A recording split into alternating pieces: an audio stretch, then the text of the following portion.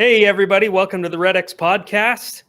We're excited to be here today. We're excited that you spent some time or are going to spend some time with us. We've got a fantastic guest with us, Jason Morris. Welcome, Jason. Hey, man, I really appreciate you guys having me on here again today. It's always an exciting call. There's always a lot to talk about whenever I do talk with you guys. So yeah, I'm excited to be here. Awesome. Thank you.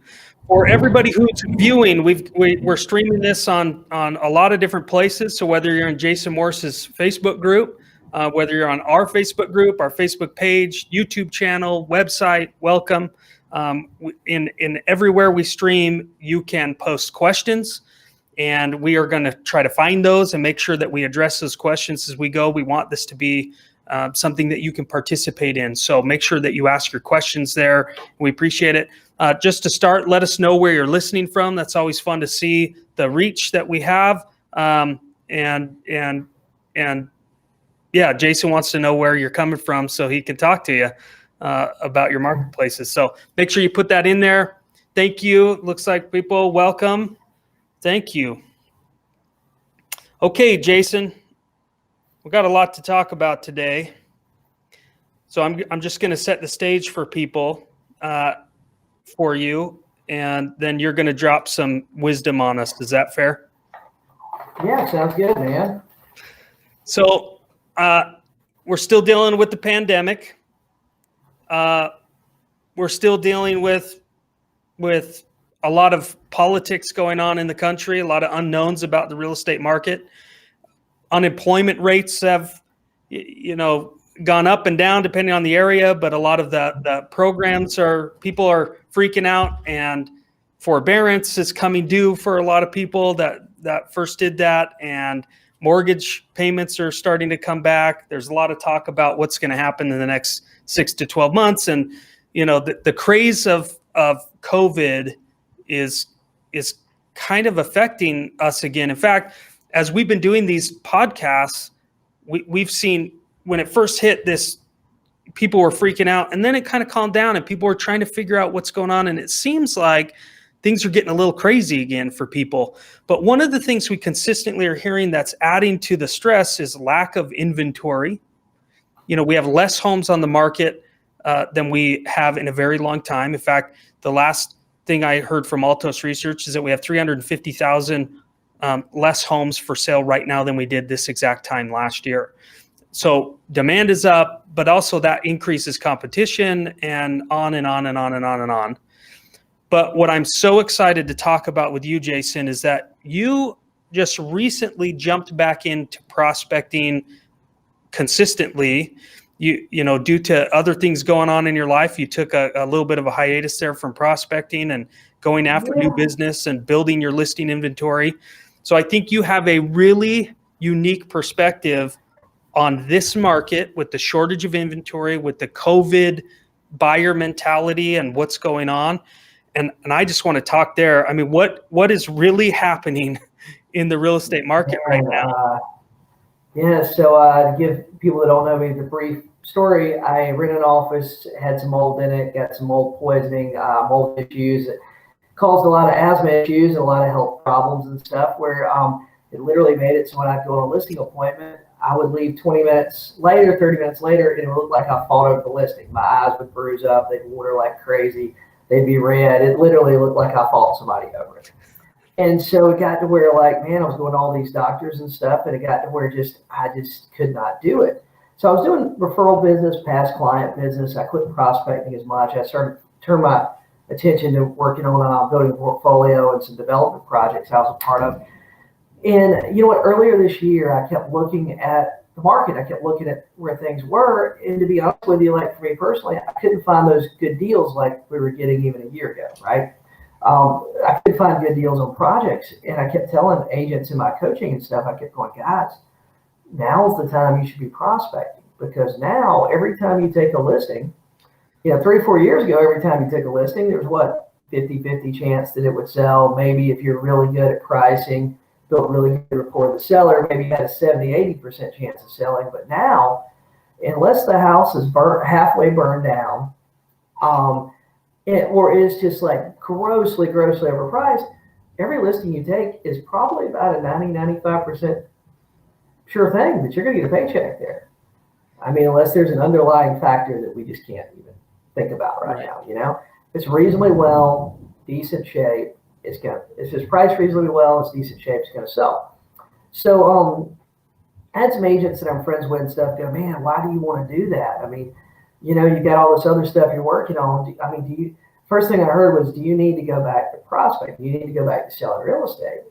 And I said, well, guys, you know, no, I mean, I guess I don't. But the thing is, like, you know, I was really thinking about what the highest and best use of my time is and what's that one big domino, you know. And for me, you know, if I get out there making calls for that 1 to 2 hours a day, that dedicated time, I'm probably going to find a couple more deals for myself to buy over the next 2 or 3, 4 months. But then I'm also going to have more stuff to talk about in my group coaching, more stuff to talk on calls with you guys about. And, you know, then overall, that 1 to 2 hours of prospecting, man, I'm going to get paid really, really well to do that. That's amazing. So this is some of the things I'm seeing out here that's different than the things I'm hearing from agents, right? Number one is I hear about all the competition. And maybe it's because I usually have blinders on and I'm usually pretty focused on, you know, what I'm doing. And me, I joke and say I live in a bubble, you know, but that's partially true. But making calls, man. So my first week back on the phones was last week. Okay, I have 4 listings I put in my here in the last week. Okay, I've got number 5, number 6, and number 7 that I already have paperwork for. Just for some reason, we can't put it on MLS yet.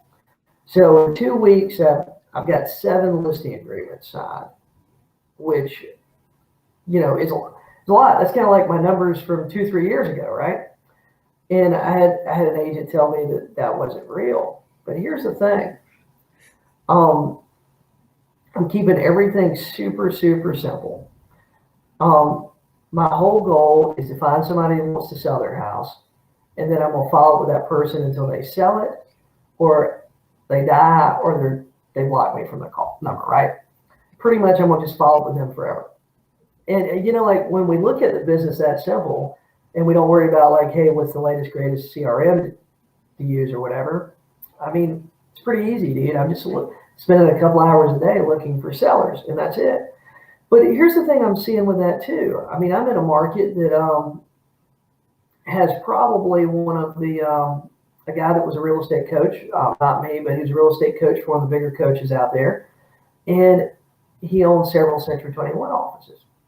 And this guy probably has offices that are the best trained offices in the country. I wouldn't be scared to say that. Y'all care? I mean, it's Greg Harrelson. He's on a lot of podcasts. I think he might even been on some of you guys. Yep. But Greg probably has some of the most highest trained agents that are in our business, or offices of agents, you know. And you know what's wild is I have not had one phone call yet where I'm talking to somebody and they're mentioning one of his offices. But in the past, I've had a really good relationship with him, still do now. I'm sure if I call him, he'd answer his phone. So I've been in his office, and I can guarantee you he's got 30, 40, 50 agents in his office calling every morning. But the crazy thing is, I haven't been on the phone where they're considering one of them as another agent. And here's the other thing that's kind of weird. I haven't been on a listing appointment yet where they've told me, hey, we're interviewing another agent after you. So it kind of makes me think, it makes me feel like that because of low inventory, low number of listing or expired leads and for sale owner leads, a lot of these agents out there that a year ago were calling hard, right? They were calling hard. They've given up because they're hitting 2 or 3 expired a day or 10 expireds a day. So it isn't enough to be worth it. You know, so that's something So you're saying competition, we're hearing about competition, but one, it's either just a total excuse to not get on the phone, but also just they're projecting the competition on every listing because there's multiple offers, high offers, they're selling above listing. They're projecting that type of competition onto my real estate competition, and that's just not true. Yeah, it's not true. There's a lot of agents that are still, this is kind of what I think is happening in the market. Same as Christmas, right? About 60% of the agents at Christmas time just quit working because, hey, it's Thanksgiving and Christmas time. I think right now we're in this interesting place where a lot of your competition isn't working because they're worried about objections, about the coronavirus and COVID-19, whatever you want to call it. I'm not telling anybody don't be safe out there, right? If you have a concern about it, be as concerned as you want to be, right? But I think a lot of agents are going, oh, well, we've got COVID-19 going around. People don't want us in their homes. And I think that that's not true. I've got one listing right now, and I'm sure she doesn't mind me telling the story. The lady's been very ill the last couple of years. She's getting some chemo. She wants to sell her house. And out of the listing appointments I've been on and the sellers I've talked to, this lady is the only one that has said, hey, when somebody comes to my house, I really want them to wear a mask. And so that could be just our area, but even the COVID-19 coronavirus objections are not, I think there's a lot of agents creating those objections for themselves. That's what I'm getting at. Well, I don't think the general public is as concerned about it as what we would think they are, is what the media wants us to. So just thinking back to restate a few of the things you're talking about. I mean, we kind of went down this path of what's going on in real estate. Sounds like there's several false perceptions of what's going on in real estate right now. One of those is there's not as much competition as you think there is. There's a false perception of not nearly lead types like expireds or FSBOs that have low lead quantities right now. There's a false perception of agents saying, they're not worth it. That's false. And there's a false perception of how much coronavirus or COVID is affecting sellers' desire to get their home sold. Yes, that's correct. And coronavirus is one of these things that it's an interesting thing. Okay, so I know in my coaching I teach a lot of agents, when we get an objection, sometimes it's not really an objection, sometimes it's a condition, right? And a condition is something that's true, something that's actually out there that's happening, that say, hey, a tree fell on my house, or we're having a bad thunderstorm right now. Those are facts. Those are things that are really happening that could affect an appointment this afternoon. If the storm are real bad, maybe that person can't make it home in time, or maybe they can't show their house this afternoon. A lot of agents get a condition and objection mixed up. An objection most of the time, and this is what I think it is, objection most of the time is just an excuse to get you off the phone. It's just something they tell you. We do the same thing to telemarketers in our personal lives. We basically, hey, the person calls you, want to give you an insurance quote. Hey man, I already got insurance, sorry. We give them our go-to line, and that's what a lot of sellers are doing. So I think a lot of these sellers mentioning the coronavirus is probably just an easy way to get an agent off the phone, especially if they are getting a significant amount of calls. Hey, they mentioned the coronavirus, everybody stayed away. Sure, but how do you know? Because the condition you said is something that's true, that's happened. It's also a condition. The reality is, there's a global pandemic. So how do you know if someone's using it as an objection, or it's just truly a condition for them? Well, that's the problem. We don't. So what we have to do on those calls is we have to have a conversation. We have to kind of dig deep. We have to talk to them about selling their house. Do they really want to sell it, or is this just something, hey, it expired off MLS, or hey, they threw it up there on whatever for sale by owner site, and they're going to see what happens this week. So we don't really know if it's an objection or a condition.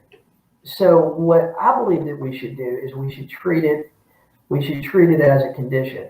And really, there's only a couple of ways that we can get around a condition. We either have to wait until the condition ends, right? Wait until the storm passes. We have to wait until they get off work. We have to wait until the doctor's appointment's over, and just follow up. And I think that's what we have to do with the people that are concerned about the whole COVID-19. I think number one, we make sure they get their pre-listing package, right? I'm a big believer in that. but we have to make sure they get their pre-listing package. Then we follow up the next day based on the pre-listing package, right? So then after we follow up on the pre-listing package, we need to set up each call for an additional follow-up. And sometimes we got to get creative with that. You know, sometimes we have to go like, hey, Curtis, want to make sure you got the email I sent you over about me and my team and what we do to sell real estate. By the way, I've been doing some research in your area and in the neighborhood you live in, and I'd like to email you over the research I found too. Is that good with you? And of course, nobody's going to tell you no. Everybody's kind of a little bit nosy about what's going on in their neighborhood. So then once you do the follow-up call, then you send another email. Then you make another follow-up call the next day, right?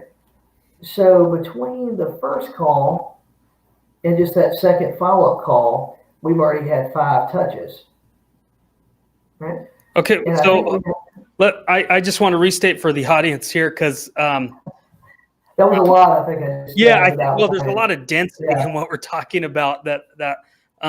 So I'm trying to collect the thoughts here because we're shifting gears to lead follow-up in this type of market based on some of the condition and objections that people have because of COVID and because of these.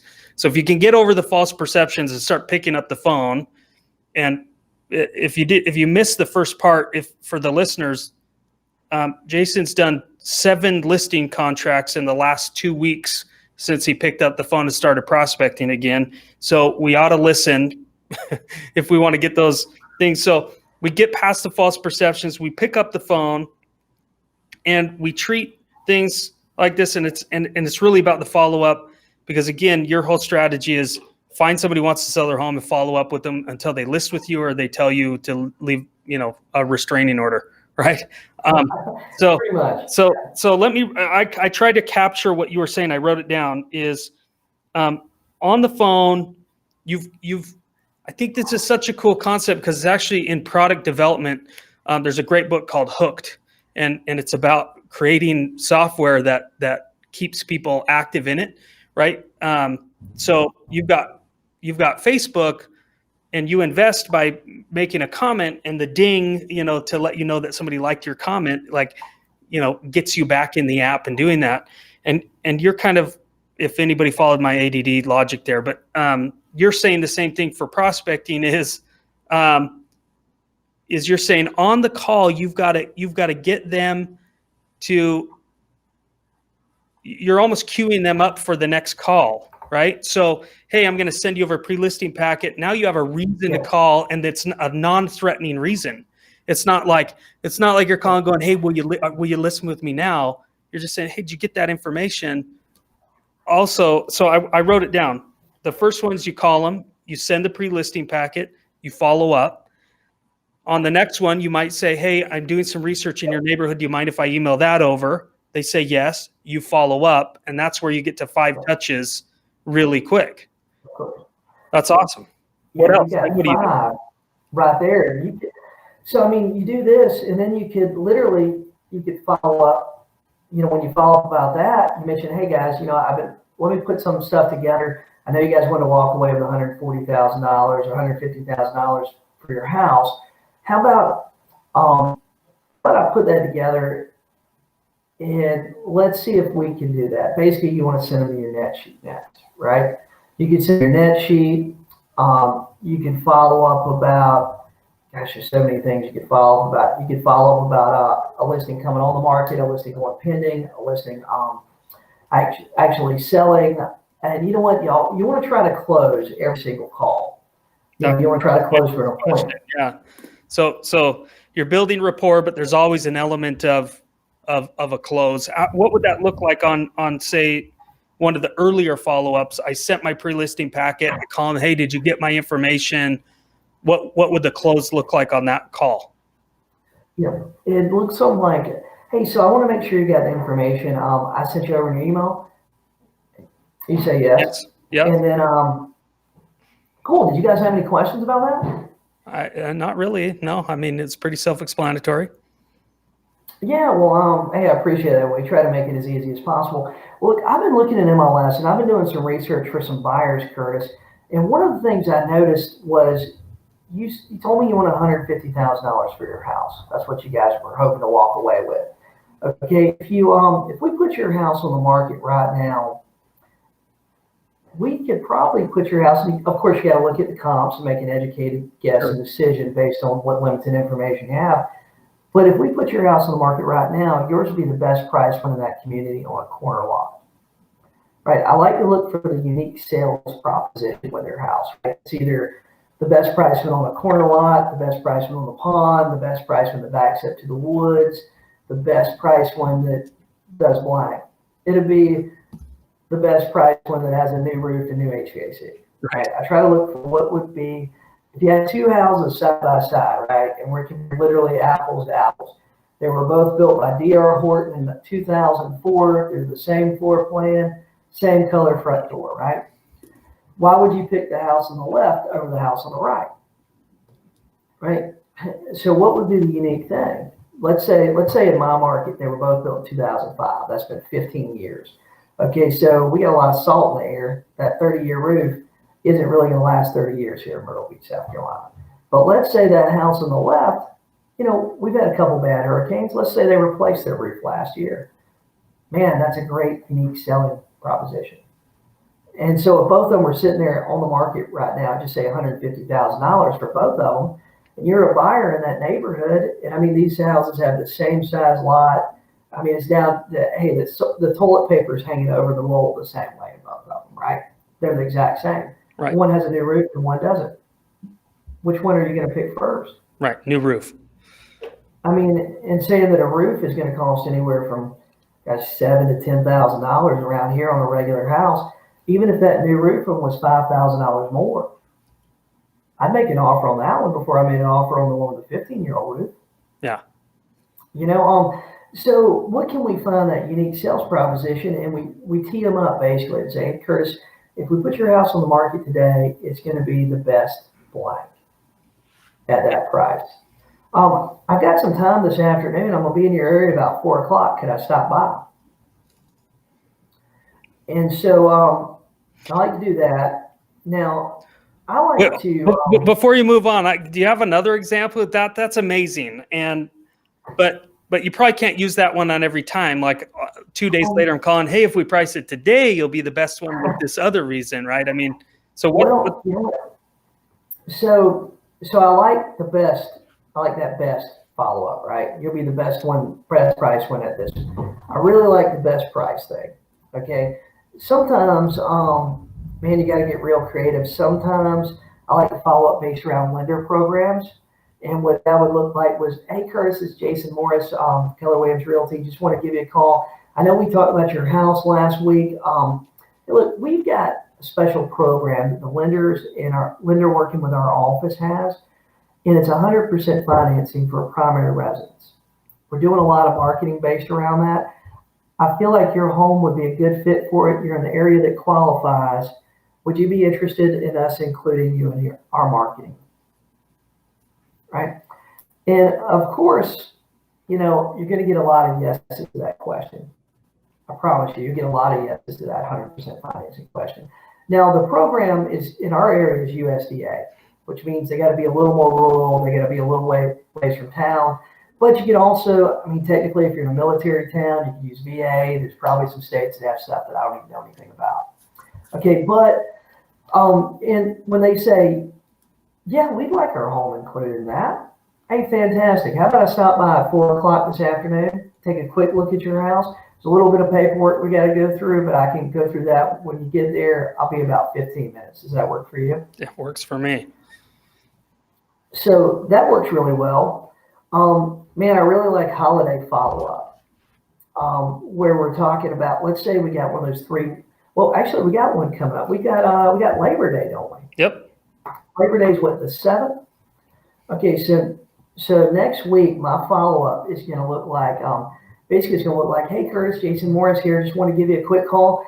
And, hey, look, we got Labor Day weekend coming up here. It's a big holiday here in Myrtle Beach. It's a 3-day weekend. There's going to be a lot of people looking at houses. This weekend, look, I know you want to get your house on the market. You guys want to get it sold, right? how about if we go ahead and meet Wednesday? That way we can get everything started. That way we don't miss a buyer that might be in town this weekend. And if you're in a secondary home market, Labor Day weekend is probably your last big weekend or if you're in a beach market at least, it's your last big weekend. A lot of people from out of town are going to be here. I mean, after that, things kind of go a little bit downhill if you're in a beach area. So I like holiday follow-up. I like to follow up around their needs. We got a couple things to go on. I mean, the first of the month, we know what other mortgage payments do for people. It's a great time to follow up just to touch bases like this week because we know next week another mortgage payment's going to be due. I can't remember the statistic on mortgage payments being due around the first of the month, but it's enormous. So we know that, that seller that's out there and they're like, yeah, we don't care if it sells real quick. We don't care about this. We don't want to list with an agent. We don't want to do this. We don't want to do that. Right there, the first of the month, they do have another mortgage payment coming out of their pockets, right? And I'll tell you, maybe not everybody's as cheap as I am, but when I've got something that I want to sell, like, hey, if I get an offer today that'll close in 10 days, and I'm thinking like, hey, I don't have to come out of pocket with another $1,000, $1,500, $2,000 mortgage payment. Dude, even if it's a little less than what I want, I mean, I'm still going to look at that because we're at the wire now that if you pay this mortgage payment and you get a conventional offer, you're going to be paying next month's mortgage payment too. Right. Right. So I think there's some motivation around the first of the month. You can't really call and say, hey, Curtis, I heard you got a mortgage payment due, buddy. Why don't we get it on the market this afternoon? But we can know that internally ourselves. Sure. And, just keep that as something, in your back pocket that you remember. So, I mean, sometimes you got to get really creative with the follow-up. Sometimes when you're doing the whole best price scenario, school districts are a big deal. One thing I'm seeing agents doing too is they don't have a pricing strategy, right? They're looking at stuff that sold 2 months ago or 3 months ago, and they're just going, hey, this sold 2 months ago at 150, so your house is only worth 150. Forget that there's literally zero inventory, and the cheapest 4-bedroom in the area is $199. You know what I mean? The cheapest 1-bedroom. I like to look up school districts, right? Because you guys probably have it up there. I know nothing about your school districts or anything, but we have some certain schools in our market that people would say things like, hey, I want my kids to go to St. James School. I want my kids to go to Carolina Forest.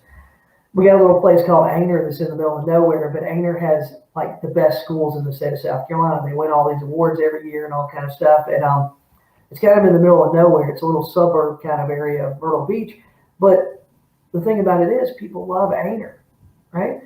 And if you can take a school district, like I'll give you an example. I had a listing that was in the school district, right? That was priced at $129.9. This was a while back. Okay, I had another one that was literally over the school district line. I mean, they're literally on the same road, like 2 miles apart. Okay, the one in the preferable school district was $129.9. The one in the school district nobody wants their kids to go to, and I don't know what the reason is, but that isn't important, but the school was just ranked lower. It was $119. Now, the one for $119, the lady had a little bit more property. I like the floor plan on her house a little bit better, right? Comparing them, straight up comparing them, the house for $119 was a better deal. It was a better value. Bigger house, bigger lot, bigger, both of them were in the middle of nowhere. You know what I mean? The one for $129.9 sold, the other one expired on me. And I would get 5 showings on that one for $129.9 versus that one for $119. The biggest difference was the school district. And at the time, there wasn't a process in our area to take your kids to a different school district. Basically, they had to be in that school or private school, and you didn't have a lot of options. Right. Now, fortunately, you pay a little money and take them to the next school district over. But school districts are a big thing, like especially, and a lot of people don't realize this, a lot of agents don't. If you're working in a market that had a big boom in the early 2000s, and D.R. Horton, Pulte, a lot of the big builders built there, and a lot of property was flipped in the early 2000s, you probably don't have very many 4 bedrooms. So there might be a community like in Myrtle Beach, there might be a community of 150 houses, but when you really look at the numbers, there might only be 7 or 8 4 bedrooms there. So sometimes I find that when you have a listing like that, a lot of agents will look at it and then, man, that's overpriced for the neighborhood. But then when you look in the school district and you look at a mile, 2 mile radius, it's actually very well priced. I got an example with that. I listed a double wide in this community for $99,000, $99,900. And it was in St. James School District. It was a 4 bedroom. There was a 3 bedroom in the same little area for $69,900. So it looked like my 4 bedroom was way overpriced. It's $30,000 difference, about the same mobile home and stuff. But when I pulled up the school district, dude, I had the cheapest 4 bedroom in the school district listed, and we ended up selling that house at what looked like a grossly overpriced. It looked like it was overpriced, probably $15,000, $20,000, which is a lot of $100,000 listing. Yeah. So, well, and it sounds like the school district is a great lead follow-up strategy. If you're watching inventory, hey, there's not a lot of 4-bedroom houses in this school district right now. That's really important. But it's also something you use for the pricing strategy. Yep. Okay. Well, I think right now, we have to price based on what available competition is. Right. I think solds, I don't think solds are important. I mean, I know there's an agent out there listening to this right now going, well, what about appraisal problems? Man, I've been doing this for 17 years total now. And you know what? In good times, we had appraisal problems. In bad times, we had appraisal problems. I mean, you just deal with it and have that conversation when it comes. Let the appraiser do his job. Our job's to bring an offer or get an offer on the table. So let me interject here. We've had some questions I want to try to get to because we've been talking about all these different methods of lead follow-up, which is amazing. Money is made in lead follow-up. You got to make that initial call, but it's the follow-up where the money's made. So I have a few questions about lead follow-up just in general here in just a second, but I want to get to Stan's question, which is what leads are you calling? And let's just talk about the last 2 weeks. You have 7 listings. What leads were you calling? And how many calls are you making a day to be able to get those appointments that result in those contracts? So I'm going to tell you guys, I'm going to be straight up with everybody that's on this call, listening to us, and everybody. Okay. So with all the rental stuff, you're in real estate agents that really work. You probably have read some of the nightmare stories, seen the tenant stuff. I had a tenant get evicted last week where she flooded my house, and when she left. So I've still got a lot of that stuff going on, and I'll be honest with you, I'm doing my best to get a hold of my schedule, but some mornings things happen, and I'm not making it to my office. I'm not making it to prospecting time like I'm supposed to. Now, I know that that's not a good thing, but I'll tell you, what I'm trying to do is I'm trying to work in 1 hour of calls a day, right? That's it. I'm trying to do 1 hour of calls and then follow up. Now, I'm hoping this hour, ideally this hour would be like 8:30 in the morning for me is when it starts. And it go from like 8 to 9 or 8:30 to 9:30. Now, I'll tell you guys, what I've been doing is saying, hey, I got to do this. I want to start back. I want to get started back. I just got to do it. I have to, right? Not that I should or I want to or maybe I should or anything like that. I have to. So that's number one. I've changed my mindset to that, being in that place. I've got to do this. So I'll tell you guys, man, the other night I told Laura, it was like 7 o'clock. We'd already ate dinner, sitting around the house. I said, Laura, I really want to make calls tonight. How about if I take, and while you're giving the girls a bath, because we got a 3-month-old and we have a 6-month-old, why don't you go give them a bath? And while you're giving them a bath, I'm going to sit at the dining room and I'm going to try to knock out X number of calls, right? So I said, I'm going to try to make 1 hour of calls. And I'm going to tell you this, guys, in that 1 hour, I ended up getting through like 24 calls, mostly for sale owners. older expireds that were in like certain targeted areas. And I'll tell you what, I got through like 24 calls. I ended up getting, I didn't get a whole lot of people on the phone, but I got like probably 6 or 7 people on the phone, right? Left some voicemails. I got one lady that set an appointment with me.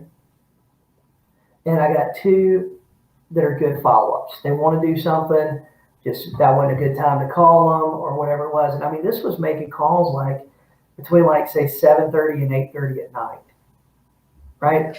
But that was the only time I could get it in. You know, if I would have waited, till the next day, I didn't really have anything going on at 7:30, 8:30 at night. And a lot of agents don't realize that. Laura was probably going to give the girls a bath by herself anyway, right? And so that's how I planned it. Now, during that hour, here lately, I have done a lot of cherry picking, which I advise against doing. What I mean by that is you look down through the expireds, you do some searches and go, hey, I want to call that guy because I know like he's over in that area and I've sold some houses over there, or I don't want to call that one because, that's in the hard part of Myrtle Beach, right? So I have cherry picked. What I should be doing is logging onto the dialer and letting it dial for me for that hour, right? I get 3 more calls, but I've kind of cherry picked and my schedule's been all over the place. And really what I've done is just said, hey, I got to do it. And if I can't get it done in the morning, when can I do it in the afternoon? Well, and I'm hoping over the next week to 2 weeks, I'll just get a little bit better. And I'm having a little bit of learning curve with the other businesses I have going on, because I've been used to being in reaction mode. And I'm trying to get out of reaction mode. But you guys probably know sometimes it's hard not to take that call, Well, and yeah, I think that's great, and I love the authenticity. I think you've had a tremendous amount of success, and often you hear people. One of the things that we've learned in doing these, sometimes people who have a lot of success paint it like it's easy. It's not easy. I mean, and so thank you for the authenticity of like, I should be doing it this way. I'm not yet. I'm trying to figure this out, and I think that's helpful to people listening, that they don't feel like, yeah, that's just out of the realm of my world. I do have a clarification question. 1 hour of calls is new leads, and then yes, on top of that, you're doing follow-up. Now, on top of that, I'm doing follow-up. Now, I'll tell you guys how I'm doing my follow-up right now. And like I said, I'm hoping that this changes a little bit, and I'm doing it like sitting in an office where I have no distractions. But you know what, man? Sometimes I still like to take all my good leads, write them down in a notebook, and that way I can carry it with me, because sometimes maybe I don't have my laptop, I can't log into a CRM. That notebook's there with me, and I got all my notes written down, 1 lead per page. It's kind of what I'm doing. And you know what, man? Some days I'm going, hey, look, I got an hour's worth of driving to do.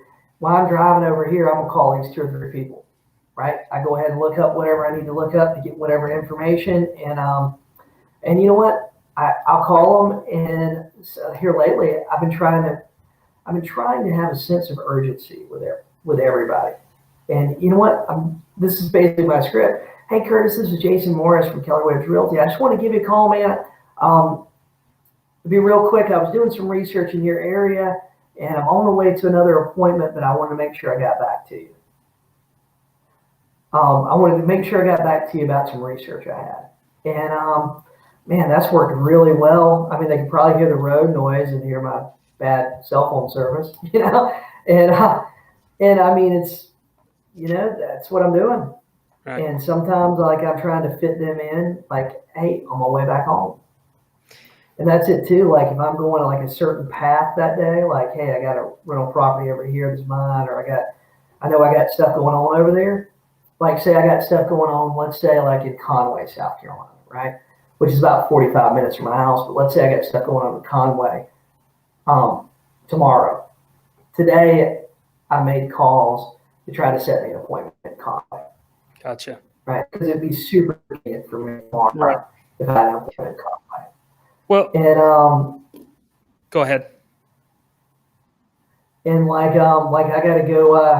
I got to meet a lady up in Little River, which is on the north end of our market, and it's like I said, 40. Everywhere is 45 minutes to an hour. It seems from me here lately, but I got to go up there anyway. And you better believe it, man. I want to make about an hour's worth of calls, probably in the morning is when I'm going to do it. And I'm going to try to set an appointment, maybe 2 appointments up there in that area. So I'm not just going out there to literally put a sign in her front yard and talk to her about a few things going on. Right. I mean, so I'm trying to stack appointments on top of appointments too. So tell me if you're breaking this down, because I've heard this throughout our entire conversation is, all of the different. I wrote down 9 different things you can follow up with leads about. There's an element of preparation, and you've got to understand the market. You've got to understand some information about that. So, and then even this, even planning your day and saying, well, I'm going to try to set appointments in this market because I'm trying to maximize my time. So if you broke down the routine of how much of your time is spent calling new leads versus lead follow-up versus preparation time, what's the equation there for success? Probably, man, the new calls, I'm just making a lot of calls, right? Because, my business looks like a funnel. Well, all of our businesses should look like a funnel. And that funnel, that top level of the funnel, you have to constantly fill up. You guys have the ability that I can share a screen with you? Yep. So I'll tell you what, I'll show you guys a graphic. Okay. Andrew, you can get him.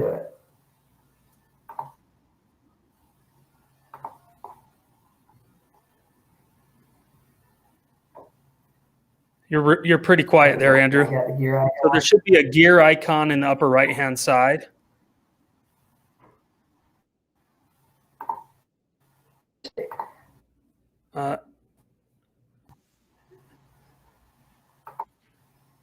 We can see it.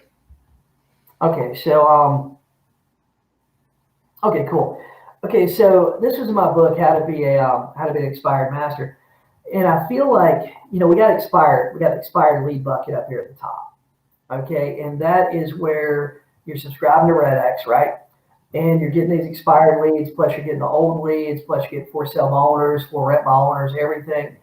You got to steady dump them into the top. Those first calls are just finding the people that, hey, they got correct phone numbers, right? You're weeding through all the data. This is how I feel like this is the thought process I have. The first call is weeding through the data. If you get somebody that wants to do something, then of course you either set an appointment then or you put them into a long-term follow-up plan. Now, after those first initial calls, what you should be doing is all the people that didn't answer, that you left voicemails and stuff for, that didn't call you back or anything, those calls, you got to keep making those calls to them, because sooner or later you're going to catch them on a Saturday, you're going to catch them late in the afternoon, whatever. They might call you back. Who knows? 2 months from now, nobody's calling them. They're having second thoughts. COVID-19 is going to be over here in another month or 2. So, hey, they're going to start returning calls. Now, I feel like I got to steady dump people in. So there's always going to be more new calls, right? Just because your funnel's bigger at that end, It's kind of like pouring oil into a funnel in your motor. That oil can is going to be a lot bigger than what's coming out the other end. So we steady got to make these first calls, and we're just looking for the people that want to do something. They want to do something with their house, whether it's sell it, rent it, whatever it is. They want to do something. And so I would say probably like an hour's worth of new calls. I'm probably making about real 30 minutes worth of follow-up to that hour. Some of those follow-up calls end up being a little longer because you just got more stuff to talk about, But I think that we have to we got to continue adding more new ones. If we don't, sooner or later, our funnel's just going to dry up and there's nothing going to happen, And I see a lot of agents, what they do is they get a lot of follow-up people, they got 10, 15, 25, 30 people they're following up with. And then all of a sudden they quit making the new calls. They're going through a tough month. They cancel their whatever subscription. And next thing you know, they work through all those follow-up people. They've listed or sold the ones they can sell. And now their whole funnel is kind of empty. Well, I tell you, Jason, we see that all the time. And we see that in customers that sign up for our service. They prospect hard. They get all these appointments and they go, I don't need your service. I have all these appointments. And they put it on hold or they cancel. And then we hear from them a month later, 6 weeks later, and they go, I don't have any business. And then they sign up and then they, so the consistency of that, that concept of constantly putting people in the top of the funnel will create stability and consistency in the bottom, which is, commission. Well, you guys have seen this a lot of years, I'm sure. And, we all see it with agents. We've all been in it ourselves. We have a great month. We close 4 or 5 deals, close 10 deals or whatever it is. We see a lot of agents that close those 4 or 5 deals. Then it takes them 2 or 3 months to get another deal in the pipeline, another deal going. And it's because they basically quit dumping new leads into their funnel. They quit those top level calls. And, we'll always have more we always should be looking for new business. We always should be looking for deal flow. Follow-up is important, but you got to make the new calls to be able to do the follow-up. Okay. Well, that's amazing information. I think we could stay on all day. Maybe we ought to plan that, just an all-day event here. But what I just want to recap for listeners a little bit. There's kind of been some follow-up seem to be the theme of the whole conversation. It's so important. Thank you, Jason. There was 9 or more. Hopefully the team will take notes and put some of this together. But I got 9 different follow-up reasons, because you got to have a reason to get on the phone and call them. And I wrote those down. We talked about the time follow-up, new leads, and all of that. And then we started with the false perceptions of what's going on in today's market. So with just a couple minutes left here, Jason, people are always wondering, where do I get started? What do I do? The market's crazy. If somebody's coming to you, give them some advice. Man, I think number one, we got to focus our time. Getting started myself and having a limited schedule, which I know that's where a lot of agents are. Hey man, those 5, 6, 7 listings that I just took, those things can get shown while I'm dealing with a tenant problem, while I'm doing a call like this with you guys, while I'm on one of my coaching calls. Those things can get shown, literally if you got another job, they can get shown while you're at work, right? You don't have to be there to unlock the door. And so I think it's really important to go out there, find a lead source, and just start. A lot of agents will subscribe to REDX, and they'll say, well, I'm going to wait till I get really good on the phone. Well, you're not going to get really good on the phone until you start actually getting on the phone. It's like saying I bought a gym membership, but I'm going to wait really good to go work. I'm going to wait till I get really good at working out before I start working out at the gym, right? It's that same sort of principle. And the only way you're going to get really good is to actually talk to sellers. Now, role playing is important, but I think they should honestly subscribe to expires, subscribe to for sale by owners, and start making calls tomorrow. Pick a script, go with it. If it's one of my scripts, fantastic. They're easy to use. Pick a script, stick with it, internalize it, and and keep in mind, you don't have to bat 1,000. That's the beautiful thing about the real estate business. We can just get on base every now and then and make a really, really good living. And if you go through there and you make that 30-minute calls a day, now I'll be honest with you, man, I crushed it the last couple of weeks with the amount of time I've got, right? But somebody new starting out, don't compare yourself to me. I've been doing it for 17 years. These scripts, dialogues, and objections, I got 400 people in my coaching group. This is all I think about sometimes is the script, the objection, what's happening that they're telling me, right? And I've been doing it for 17 years. You can't, don't compare your results to mine. If you went out there and made 30 minutes of calls a day, right, that's 2.5 hours a week. If you're making 40 calls per hour, which you could do that, you could probably do that easily with Storm Dollar, 40 calls an hour. That's going to give you roughly 100 calls a week, okay? We did some surveys in my group coaching a while back, and it said 23 conversations would get you one appointment, right? And that was people circle dial, and that was people calling every lead source. So, and that was 23. Okay, so if you're calling targeted lead sources like for sale owners and expireds, right, you're probably going to bring that down a little bit. But if you're making that 100 calls a week, that 100 dials a week, you're probably going to talk to 15, 20 people plus some callbacks, you know? So, I mean, you could realistically get, 4, 5, 6 appointments a month, depending on the market you're in and depending on, how diligent you are with it. You could probably get, appointment a week. And man, in some of these markets, dude, I'm jealous, man. We sell a house here, we walk away with $4,000 or $5,000. It's a good payday. Don't get me wrong. But in some of these markets where I'm training agents, dude, they sell a house, they walk away with a $20,000 paycheck, right? So you're getting that one listing a month, 2 listings a month. Yeah, it isn't all-star numbers, but that 1 to 2 listings a month that sells, like in a market like mine, let's just say you're walking away with $4,000 a listing, dude, that's $100,000 a year, and you're literally working part-time. Right. So yeah, it's just a matter of just getting started. It's Jason, it's working part-time, but most agents count the 2 hours of like trying to psych themselves up to pick up the phone as work time. So it's full-time at that point for most agents. Yeah. What I think about it is like, I don't have that 2.5 hours, you know what I mean? I wish I did, but I don't have that 2.5 hours. So, you know what, the whole procrastination thing I see a lot of agents doing with that 2 hours.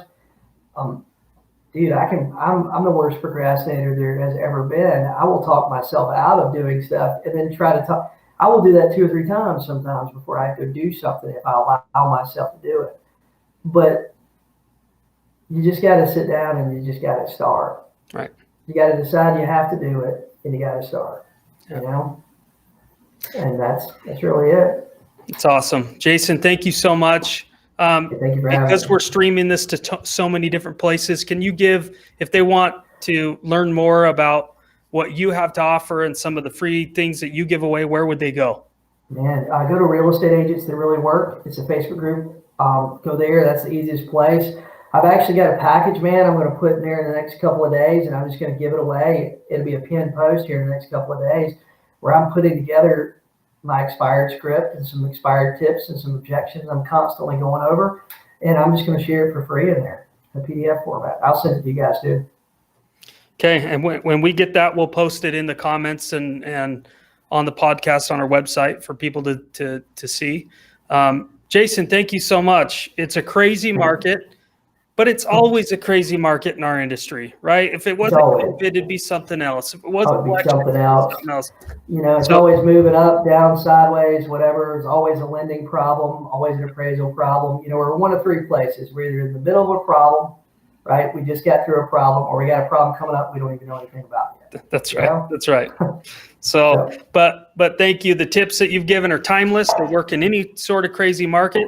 So for you listeners, thank you for coming. Make sure you give Jason a shout out in the comments and tag him. We continue the conversations in multiple places. The Facebook, the REDX Elite Prospector group, Jason Morris's group, Real Estate Agents That Really Work, on our REDX customer forum, forum.theredx.com. And of course, in the comments of these that will continue to be live and replays. So thank you so much. Today's Friday. We'll see you on Monday.